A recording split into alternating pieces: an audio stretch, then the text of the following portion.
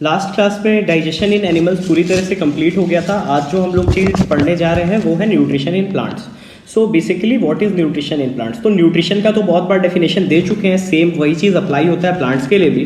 तो अब nutrition in plants का जब बात करेंगे तो ऑब्वियस सा बात है हम लोग ग्रीन प्लांट्स का बात करेंगे, क्योंकि यहाँ पे जो भी बात होगा सिर्फ फोटोसिंथेसिस को लेके होगा। तो green plant make their own food by the process of photosynthesis. It is the process of conversion of solar energy into chemical energy.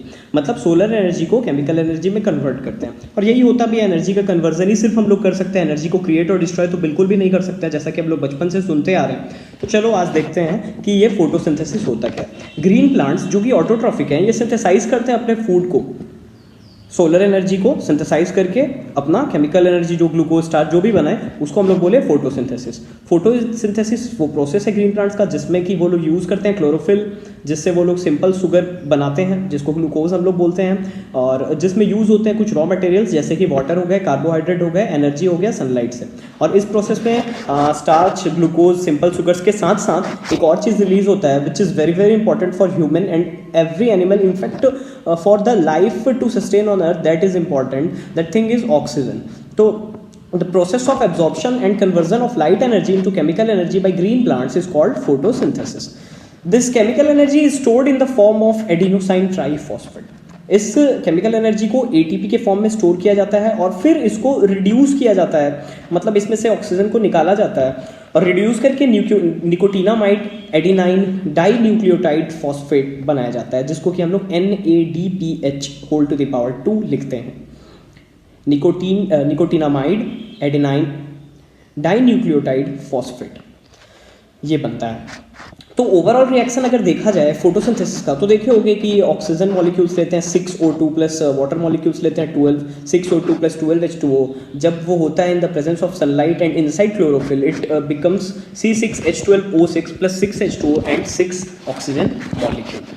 अब जब तुम लोग स्ट्रक्चर देखोगे CO2 निकलता है जहाँ से लीफ का, तो पता चलेगा कि लीफ पे अलग अलग लेयर्स होते हैं जैसे cuticle, upper epidermis, chloroplast, xylem, phloem, air spaces, lower epidermis, stroma, guard cells वगैरह वगैरह बहुत सारे अलग अलग चीज़ देखने मिलेंगे। वो फिगर एक बार देख लेना जो कि बोर्ड में पूछता है, बहुत ही ज़्यादा इंपॉर्टेंट है।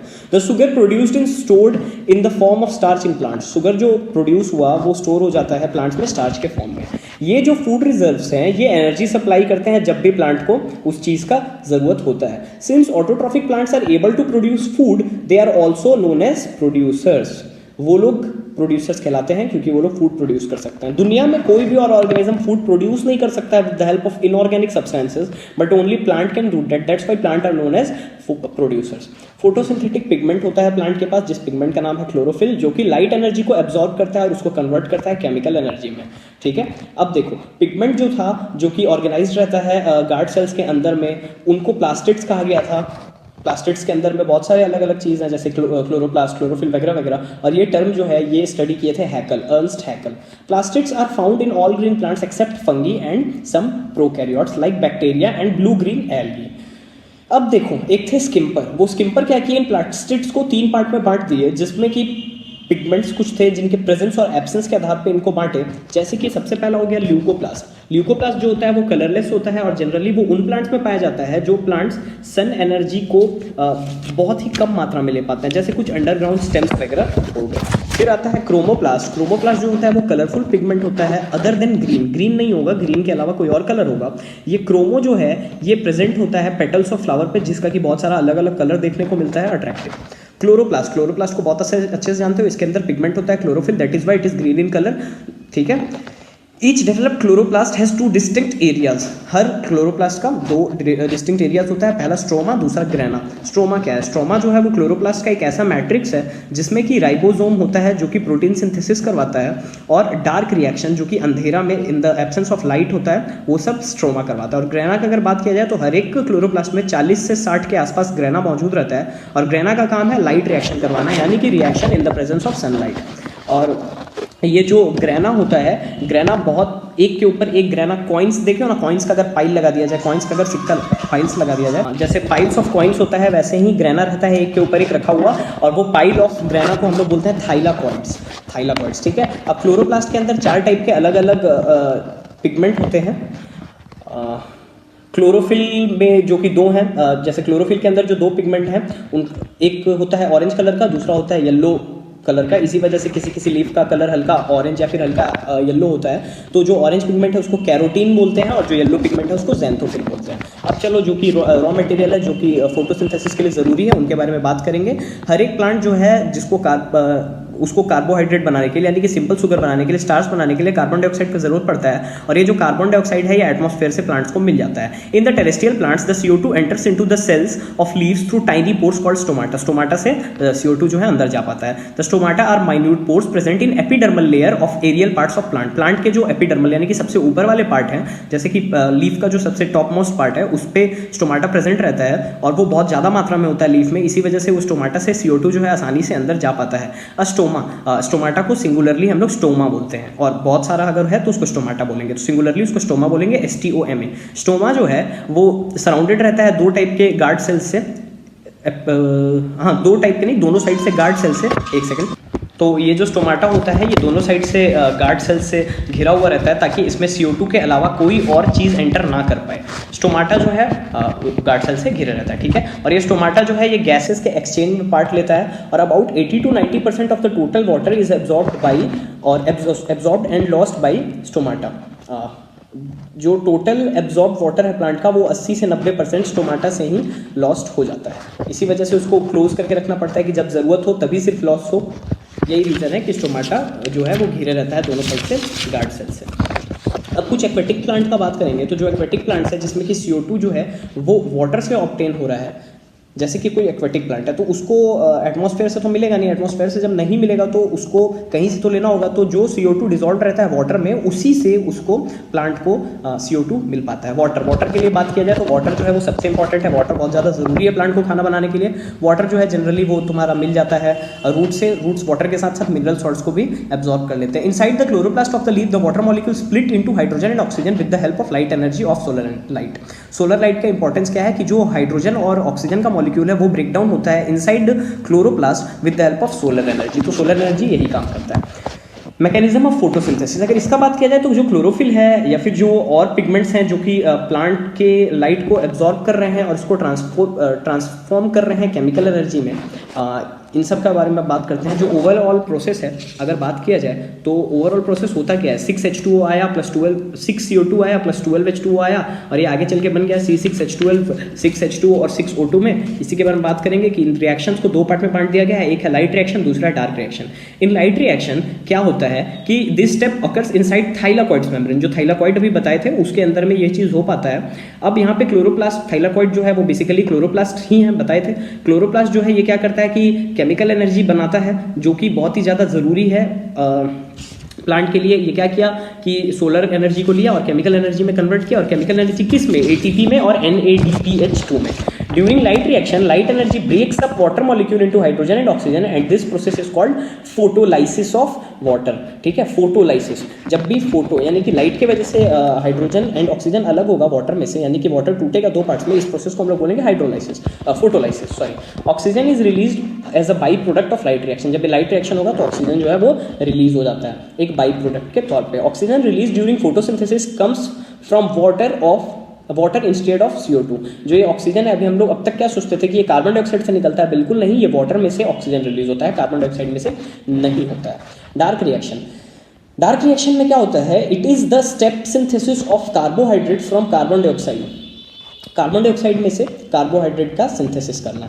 It is not light dependent, hence it is called dark reaction. इसमें लाइट का कोई लेना देना नहीं होता है, इसी वजह से इसको हम लोग डार्क रिएक्शन करते हैं। The reaction occurs inside stoma of chloroplast where light is not captured. ये क्लोरोप्लास्ट के उस पार्ट में होता है स्टोमा में जहाँ पर लाइट एनर्जी नहीं होता है, इसी वजह से इसको हम लोग डार्क रिएक्शन करते हैं। During this reaction the chemical energy formed during light reaction is utilized for the fixation and conversion of carbon dioxide into simple carbohydrate that is glucose। अब देखो जो लाइट रिएक्शन हुआ, लाइट रिएक्शन से जो ATP बना या फिर NADPH2 बना, उसका यूटिलाइजेशन होता है कार्बन डाइऑक्साइड का कन्वर्जन करने में इन डिफरेंट थिंग्स, जैसे कि कार्बोहाइड्रेट और ग्लूकोज हो गया। The glucose molecules thus formed are further converted by the cellular machinery into various chemical required by plant. और अब जो चीज़ है उसका अलग अलग जगह पे यूज होगा। अब देखो रिक्वायरमेंट ऑफ लाइट रिएक्शन में लाइट रिक्वायर्ड है, डार्क रिएक्शन में नहीं है रिक्वायर्ड। लाइट रिएक्शन होता है थाइलाकॉइड मेम्ब्रेन ऑफ क्लोरोप्लास्ट में, जबकि डार्क रिएक्शन होता है स्ट्रोमा रीजन ऑफ क्लोरोप्लास्ट में। लाइट रिएक्शन जब होता है तो ATP NADPH2 ये दोनों प्रोड्यूस होता है। कैसे प्रोड्यूस होता है? जब लाइट एनर्जी केमिकल एनर्जी में कन्वर्ट होता है। डार्क रिएक्शन में ATP एंड NADPH फॉर्म होता है, जो लाइट रिएक्शन में फॉर्म हुआ ADPH और NADPH2 उसी का फिक्सेशन करके CO2 से कार्बोहाइड्रेट बनाया जाता है। यानी कि लाइट रिएक्शन के वजह से डार्क रिएक्शन हो पाता है। लाइट रिएक्शन में शुगर नहीं बनता है, डार्क रिएक्शन में शुगर बनता है। लाइट रिएक्शन में ऑक्सीजन रिलीज होता है, डार्क रिएक्शन में ऑक्सीजन रिलीज नहीं होता है, जब बल्कि ऑक्सीजन वो लोग लेता है। अब कुछ बात किया जाए एक्सटर्नल फैक्टर्स पे। द सोर्स ऑफ लाइट, अब जैसे सबसे पहला एक्सटर्नल फैक्टर क्या हो गया? लाइट, सबसे जरूरी लाइट है। The source of light from planet earth is sun, पता है तुम लोग को अच्छे से। Also some marine algae also utilise the light of moon का भी लाइट को कुछ मैरीन एल्गी यूज कर लेता है। Leaves absorb about 80% of the sunlight, out of which 10 to 12% is reflected by the leaves and 5 to 10 is transmitted. 80% light को लगभग absorb कर लिया, 10 से 12% रिफ्लेक्ट हो गया, जबकि 5 से 10% ट्रांसमिट हो पाता है। Some part of absorb light is lost in the form of heat, कुछ हीट के फॉर्म में रिलीज हो गया। It is estimated that only 0.5 to 3.5% of absorb light is used in photosynthesis. जो एब्जॉर्ब लाइट था 80%, उसमें से 0.5 से लेकर 3.5% ही लाइट यूज हो पाता है, बाकी सब वेस्ट हो जाता है। कंसंट्रेशन ऑफ CO2, दूसरा जो एक्सटर्नल फैक्टर है वो है कंसंट्रेशन ऑफ CO2। अब देखो, जैसे कि CO2 टेरेस्ट्रियल प्लांट्स के लिए सबसे ज़्यादा ज़रूरी है, जो कि ऐसे नॉर्मल एटमॉस्फेयर में मिल जाएगा। इन एटमॉस्फेयर CO2 जो है वो 0.03% मौजूद है ही, तो दिक्कत नहीं होगा। The rate of photosynthesis increases by increasing the concentration of CO2। CO2 का कंसंट्रेशन इंक्रीज जब होता है तो रेट ऑफ फोटोसिंथेसिस खुद ही इंक्रीज हो जाता है, लेकिन एक लिमिट तक। अब हद से ज़्यादा CO2 बढ़ेगा तो ऐसा नहीं है कि प्लांट दिन भर करते रहेगा, एक लिमिट है, तब तक बढ़ेगा तो ठीक है, बढ़ाते जाएगा, बट एक लिमिट तक। उससे ज़्यादा बढ़ाएगा तो फिर फोटोसिंथेसिस में कोई ज़्यादा चेंजेस नहीं आएगा।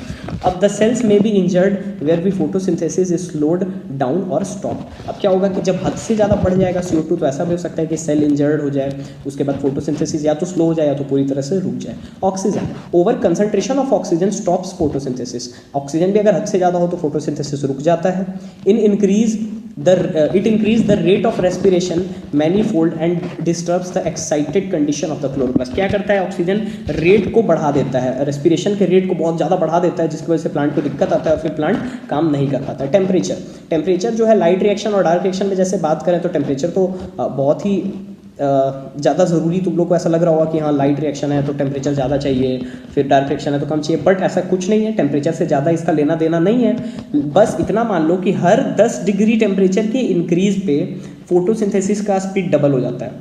मतलब अगर 5 डिग्री है, अगर 15 हो गया तो फोटोसिंथेसिस का रेट डबल हो जाएगा, 25 हो गया डबल हो जाएगा, बढ़ते जाएगा, लेकिन सिर्फ 30 डिग्री तक। 30 डिग्री से ज़्यादा जब होगा तो वो उल्टा होना चालू हो जाएगा, वो धीरे होना चालू हो जाएगा। मतलब ज़्यादा इंक्रीज होगा टेम्परेचर, फोटोसिंथेसिस का रेट गिर जाएगा, ठीक है। लेकिन लिमिट में बढ़ेगा 10 डिग्री तो वो डबल होगा। वाटर जो है वो भी एक्सटर्नल फैक्टर है, बहुत जरूरी। इतना याद रखना कि सिर्फ 1% वाटर जो रूट एब्जॉर्ब किया, जैसे मान लो रूट एब्जॉर्ब किया 10 लीटर, तो उसमें से सिर्फ 1% यूटिलाइज होता है, बाकी जो है वो वेस्ट हो जाता है, वो ट्रांसपिरेशन में निकल जाता है। एयर पॉल्यूशन जो है वो फोटोसिंथेसिस के रेट को बहुत ही घटा देता है। एयर पॉल्यूशन में सल्फर डाइऑक्साइड, नाइट्रोजन ट्राइऑक्साइड, ये सब क्या करता है? फोटोसिंथेसिस के रेट को बहुत घटा देता है। अब इंटरनल फैक्टर में क्लोरोफिल जो है वो सबसे इंपॉर्टेंट पिगमेंट है फोटोसिंथेसिस का। ये क्या करता है? एनर्जी को एब्जॉर्ब करता है, ये बात बताए थे। प्रोटोप्लाज्मिक फैक्टर जो है ये डार्क रिएक्शन को इफेक्ट करता है। इसमें क्या होता है? एट हायर टेम्परेचर, जब टेम्परेचर ज़्यादा हो जाता है तो जो इंजाइम्स हैं जो कि हेल्प कर रहे हैं प्लांट को ये सब काम करने में, वो डिनेचर हो जाएंगे, वो खराब हो जाएंगे, जिसके वजह से मर जाएंगे, जिसके वजह से फोटोसिंथेसिस का जो स्पीड है वो या तो कम हो जाएगा या तो बिल्कुल तरह से स्टॉप हो जाएगा। अब क्या होता है? Accumulation of carbohydrate. अब हद से ज़्यादा कार्बोहाइड्रेट अगर प्लांट में स्टोर हो गया तो प्लांट को ज़रूरत नहीं पड़ेगा ज़्यादा फोटोसिंथेसिस का स्पीड जो है वो इसमें भी कम हो जाएगा। बहुत बहुत धन्यवाद। प्लांट का भी इतना ही था, प्लांट न्यूट्रिशन, एनिमल न्यूट्रिशन खत्म है। आज नोट्स के साथ वीडियो अपलोड कर रहे हैं, प्लीज़ इसको यूट्यूब पे देखना, गूगल क्लासरूम पे इसको नोट्स कॉपी कर लेना। Thank you.